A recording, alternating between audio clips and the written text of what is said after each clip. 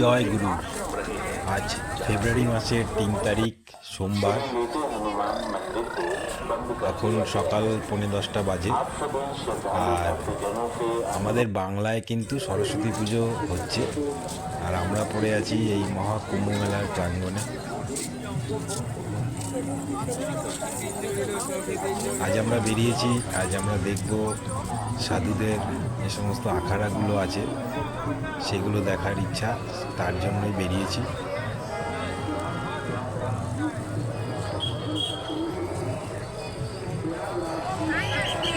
সাধুদের দল স্নান পর্ব শেষ করে, বসন্ত পঞ্চমীর স্নান পর্ব শেষ করে ফিরছেন রথে করে।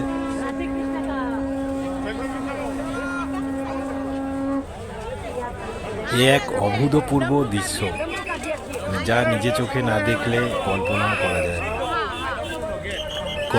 করা যায় না। এত সুন্দর দৃশ্য। আমরা আখাড়া চত্বরে ঢুকে পড়েছি। এই পুরো সাধুদের নিবাস। অখিল ভারতীয় শ্রী পঞ্চ নিব্রাণী অনি আখাড়া। দেখো অনি আখাড়া, এই যে অগ্নি আখাড়া।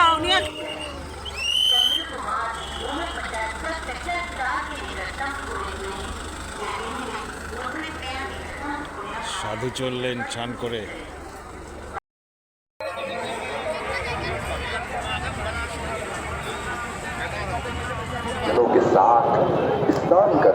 এখন আছি যোশী সেক্টরের দিকে। যোশী সেক্টর মানে যোশী সাইডের দিকে। এটা হচ্ছে সেক্টর 22। আর এইদিকে এসেছি আমি এই আখাড়াগুলো দেখতে। আমার খুঁজছিলাম জুনা আখড়া কোথায়, কিন্তু জুনা আখড়া খুঁজতে খুঁজতে অনেকটা হেঁটে ফেলেছি, 1-1.5 ঘন্টা, বুঝতে পারছি না। তো এখন এই 22 নম্বর সেক্টরটাও গুলিয়ে ফেলেছি। শাস্তি ব্রিজের একদম ঠিক নিচে এই রাস্তাটা দিয়ে আমি এখন সোজা যাব। যতগুলো আখড়া আছে, ইচ্ছা আছে ঢোকার, দেখার, সাধুদের জীবন সম্পর্কে জানার। সাধুদের ব্যাপারে আমি যেটুকু জানি আমি জানাবো। তো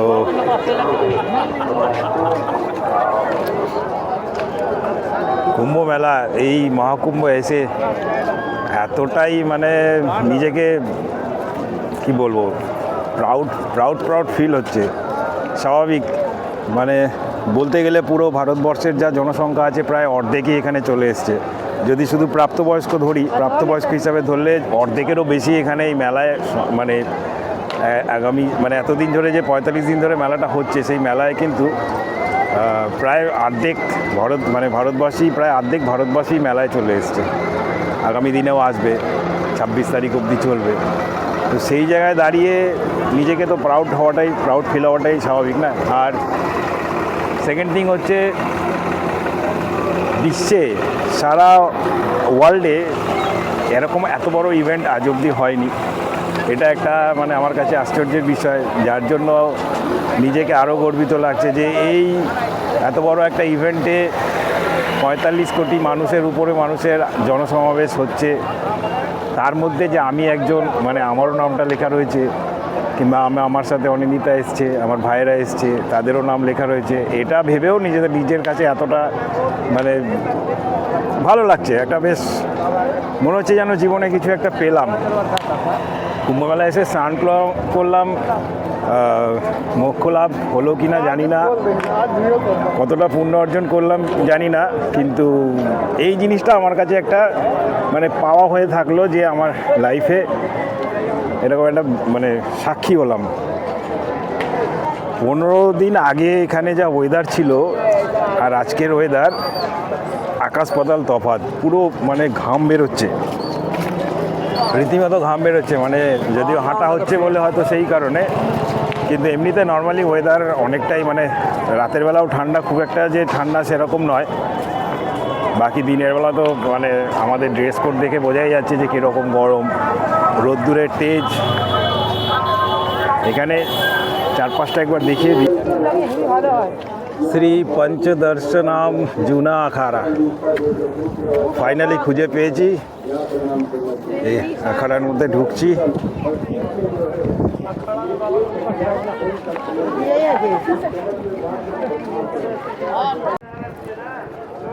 রাস্তায় যে সাধুরা দেখলাম রথে করে যাচ্ছে আসছে, স্নান করতে যাচ্ছে, স্নান করে আসছে, সব এইখান থেকেই গেছে। এনারা এখনো স্নান করে মনে হয় ফেরেননি।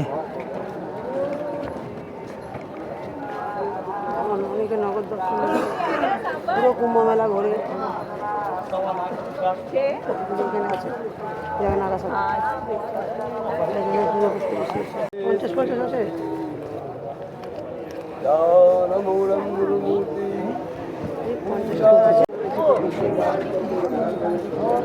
সে সাধুদের দর্শন আমি নিজেও করছি, আপনাদেরও করাচ্ছি। শুধু ভারতবাসী নয়, বিদেশ থেকেও এনারা এসছেন ভক্তরা।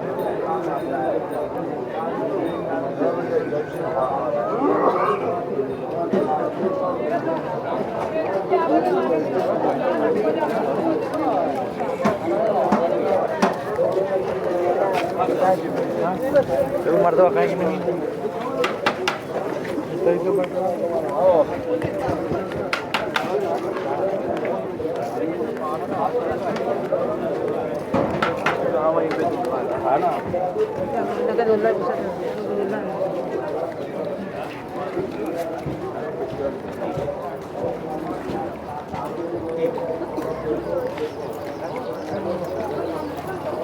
এরা সব মেলার শুরু থেকে আছে, মেলার শেষ হবে না, মেলার শেষের আগেই এরা শিবরাত্রি, অধিকাংশ সাধুই শিবরাত্রিতে চলে যাবে বেনারস, আবার বাদ বাকিরা চলে যাবে যার যার যে যেখানে যে পাহাড়ে থাকে, হিমালয় থেকে শুরু করে হিমাচল প্রদেশের যাবতীয় যা যেখানে যে থাকে।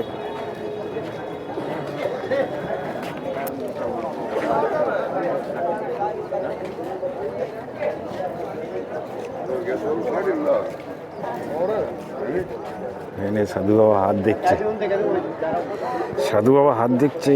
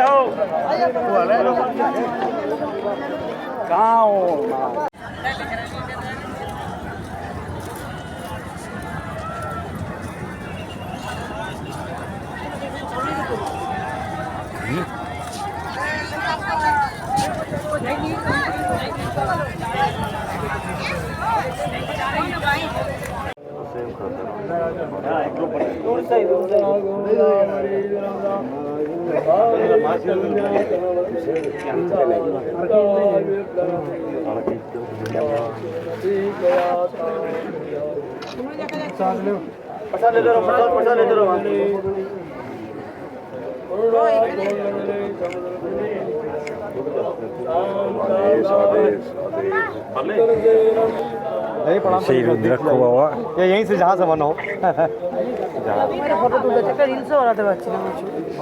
বলো না, রিলস কথাটা উচ্চারণ করো।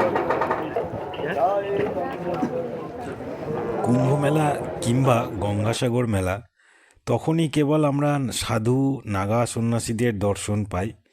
এই নাগা সাধুরা পোশাকহীন থাকেন, সারা গায়ে ভস্য মাখা, মাথায় জটা, এদের অন্য সময় কিন্তু দেখা যায় না। লোকদৃষ্টির আড়ালে থাকেন বলে আমাদের মতো সাধারণ মানুষের কৌতূহলের অন্ত নেই। আমিও এসেছি এই মহাকুম্ভে অনেক অজানা প্রশ্ন নিয়ে। তাদের কেনই বা এই জীবন, কেন তারা পোশাক পরেন না, এক অজানা সাধুর কাছে আমি কিছুটা জানতে পেরেছিলাম এই মেলা থেকে। তবে তার ভিডিও আমি করতে পারিনি, কারণ তার অমতে আমি তার ভিডিও করতে চাইনি। তবে যা শুনেছি তার কাছে সেটাই আমি আজকে বলবো। আর এই নাগা সন্ন্যাসী, নাগা সাধু, নাগা শব্দটা আমরা বিভিন্ন সময় বিভিন্ন অর্থে পেয়েছি। কোথাও নাগা মানে বোঝানো হয়েছে নগ্ন, কোথাও নাগা মানে বোঝানো হয়েছে পাহাড়ি, কিংবা কোথাও মোহমায়া ত্যাগ করার যে নাম তাকে নাগা বলা হয়েছে। আর এই নাগা সাধু হতে গেলে 12 বছরের কঠোর সাধনার প্রয়োজন হয়। নাগা সাধুদের প্রথম শিক্ষা হচ্ছে ব্রহ্মচর্য পালন। এই পরীক্ষায় সফল হলে তারপর তাকে তার নিজেরই পিণ্ড নিজেকেই দান করতে হয়। কারণ নাগা সন্ন্যাসী হওয়ার পর এদের কাছে পরিবার ও সমাজের মৃত্যু হয়। আর সবশেষে তাদের লিঙ্গ নিষ্ক্রিয় করে দেওয়া হয়। প্রাপ্তবয়স্ক হওয়ার আগেই তাদের এই যাত্রা শুরু হয় ব্রহ্মচর্যের জীবন দিয়ে, যা প্রায় 12 বছর বিভিন্ন কঠোর তপস্যার মাধ্যমে যায়, যা কিনা যে কোনো দেশের সেনাবাহিনীর যে অনুশীলন হয় তার থেকেও কঠিন। এরপর তাদের পূর্ববর্তী জীবন পরিত্যাগ করার জন্য পিণ্ডদান করতে হয়, পারিবারিক বন্ধন ত্যাগ করে তাদের কি বলবো ওটাকে নবজন্ম হয় তাদের এক প্রকার, যেটা বলা যায়।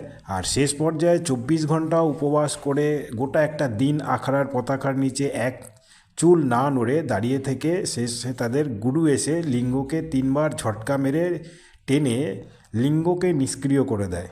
এই রীতির মাধ্যমে তাদের শারীরিক ও মানসিক শুদ্ধতা হয়। এই সমস্ত ধাপ উত্তীর্ণ হয়ে তবেই একজন নাগা সন্ন্যাসী হয়।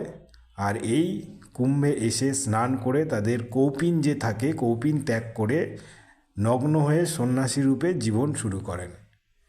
নাগা সন্ন্যাসীরা বেশিরভাগ হিমালয়ের কোলে পর্বতে বাস করেন। তারা কোনো দিন বিছানা ব্যবহার করেন না শোয়ার জন্য, খালি মাটিতে শুয়ে থাকেন। আর আরেকটা যেটা হচ্ছে, একদিনে মাত্র 7টি বাড়িতে ভিক্ষা করে তারা আহার্য সংগ্রহ করেন। তাতে যদি না জোটে কিছু তো তারা না খেয়েই থাকেন। সন্ন্যাসী হওয়ার পর চুল কাটতে পারেন না তারা। আর জটাই হয় তাদের আর এক পরিচয়। তাদের যে জটা হয় মাথায়, বিভিন্ন সময় বিভিন্নভাবেই সন্ন্যাসীরা হিন্দু সনাতন ধর্মকে কিন্তু রক্ষা করেছেন, এটাও একটা বিষয়। তার অনেক উদাহরণ আমরা ইতিহাসে বিভিন্ন সময় পেয়েছি। আর আরেকটা জিনিস হচ্ছে, বিবাহিত স্ত্রীরা যেমন 16 শৃঙ্গার যেটাকে বলে 16 শৃঙ্গার করে, নাগা সন্ন্যাসীরাও তেমনই কিন্তু 17 শৃঙ্গার করেন, মানে 17 রকমভাবে তারা সাজ। কিন্তু সমস্ত মোহমায়া ত্যাগ করে তারা শুধু শিবের মোহে থাকেন, আর এই মহাদেবকে অনুসরণ করেই তারা এই 16 শৃঙ্গার করেন। তাদের যেমন মাথার জটা, কপালে চন্দন, তিলক, হাতে পায়ে কড়া, গায়ে ভস্য, তারপরে হচ্ছে তিলক, রুদ্রাক্ষ মালা, চোখে কাজল, হাতে চিমটা, ডমরু, আঙুলে আংটি, এই সমস্ত মানে তাদের সারা দেহে মানে এই সমস্ত কাজ মানে তারা যে শৃঙ্গার করে সেটা 17 শৃঙ্গার, যার জন্য। আর নাগা সাধুদের এই হচ্ছে তাদের জীবন। তারা এইভাবেই চলে, এইভাবেই আসে, আবার এইভাবেই ধীরে ধীরে পাহাড়ের কোলে চলে যায়। পাড়া প্রতিবেশী যখনই শুনেছে যে অমুক কি তমুক কুম্ভমেলায় যাচ্ছে, তখনই তার কাছে আবদার করেছে যে ভাই আমার ওখান থেকে একটু জল এনে দিও, সঙ্গমের জল। আমার কাছেও অনুরোধ এসছে, রিকোয়েস্ট এসছে যে এরকম এনে দেওয়ার জন্য। আমি যথাসম্ভব চেষ্টা করব, যত মানে চেনা পরিচিতি সবাইকে দেওয়া যায়। সবাইকে তো আর ভরে ভরে দিতে পারবো না, কিন্তু আমি একটা জায়গায় নিয়ে যাব, চেষ্টা করব সেই জল থেকে অল্প পরিমাণেও সবাইকে যাতে দেওয়া যায়।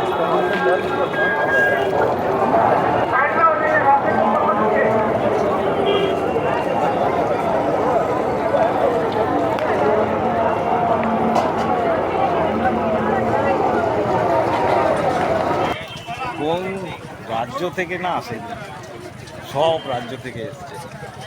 উপরে দিল্লি থেকে শুরু করে নিচে সাউথের যে রাজ্যগুলো, আমাদের গুজরাট, সব এই ড্রামগুলো কিন্তু দেদার বিক্রি হয়েছে। মানে যত মানুষ আসছে ড্রামগুলো কিনছে, আর ড্রাম ভরে ভরে অমৃত নিয়ে বাড়ি ফিরছে। শুধু নিজেদের জন্য নয়, মানে তার আত্মীয় স্বজন, বন্ধুবান্ধব। পঞ্চমীর উপলক্ষে আজকে যেহেতু বিশেষ তিথি, লোকজনের অনেক সমাগম মেলায়, সেই হিসাবে ঝুসি ক্ষেত্র থেকে সঙ্গম ক্ষেত্রের দিকে যে সমস্ত পিপাপুল আছে সেগুলো সবই বন্ধ করে দিয়েছে যাওয়ার। যার জন্য এই যে রাস্তাটা সেক্টর 21-এর থেকে ডান দিক দিয়ে গিয়ে যে রাস্তাটা শাস্ত্রী ব্রিজের দিকে যাচ্ছে, সেই রাস্তা দিয়ে গিয়ে এই সমস্ত লোক এখন ওই শাস্ত্রী ব্রিজ প্রায় 10-12 কিলোমিটার ক্রস করবে, করে তারপর আবার বাঁ দিক দিয়ে আরও 4-5 কিলোমিটার ক্রস করে তারপরে সঙ্গমে ঢুকবে। মানুষের ধৈর্য, মানুষের শক্তি, মানুষের আশা বিশ্বাস সত্যিই তুলনাহীন। সবই বাবা মহাদেবের ইচ্ছা।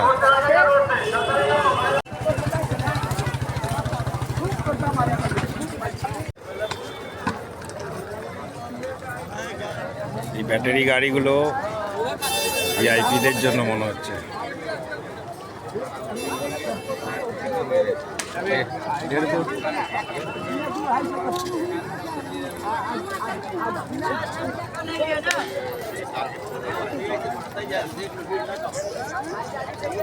সময় এখানে অ্যাপ্লিকেবল নয় পিপাপুলগুলো দিয়ে মুভমেন্ট, মাঝে মধ্যে হয়তো দু চারটে পিপাপুল বন্ধও রাখে, সেটা ডিপেন্ড করে ভিড়ের উপরে। তো আশা করছি আজকের পরে আর সেরকম ভিড়ের সম্ভাবনা কম। 26 তারিখ অবধি মেলা রয়েছে, শিবরাত্রির দিন অবধি। তো এই দিনগুলোর মধ্যে আসলে খুব একটা অসুবিধার মধ্যে পড়ার সম্ভাবনা খুবই কম।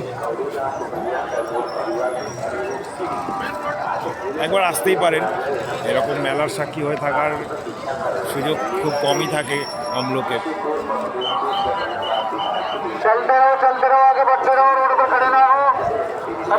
গাড়ি করে আসলে কুম্ভমেলায় ঘোরাটা কিন্তু খুব সহজ হয়ে যাবে।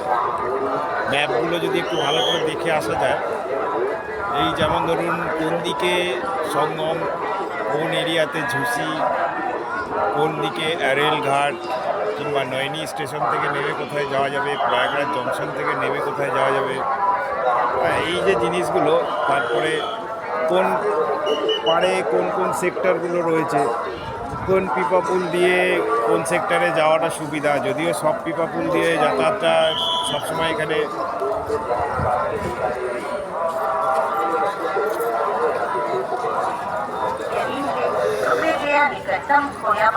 সামনে অশ্বদাগ, এইদিকে শাস্তিপুর,